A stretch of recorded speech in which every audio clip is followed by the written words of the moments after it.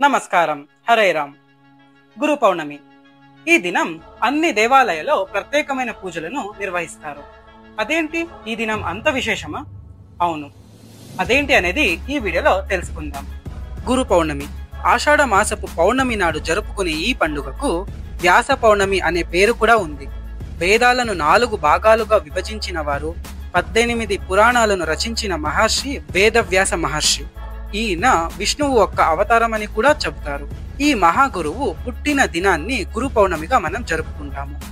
అదే దినంలో శివుడు 7 మంది శిష్యులతో పవిత్ర జ్ఞానాన్ని పంచుకున్నట్లు విశ్వసిస్తారు. కాబట్టి ఆయనను ఆదియోగి లేదా మూల గురువుగా పరిగణించి ఈ పండుగను జరుపుతారు. జ్ఞానాన్ని బోధించేవారు ఎవరే అయినా సరే, అది మనిషైనా కావచ్చు, దేవుడైనా కావచ్చు, వారిని గురువుగా భావించి ఈ దినంలో వారికి పూజ చేసేదే ఈ పండుగ యొక్క విశిష్టత. అలాంటి పవిత్ర గురువులకు అంకితమైన భక్తిపూరిత దినం గురు పౌర్ణమి. అందరికీ ఈ పండుగ శుభాకాంక్షలు. ఈ వీడియో గనక మీకు ఇష్టమైతే వీడియోని లైక్ చేయండి, షేర్ చేయండి.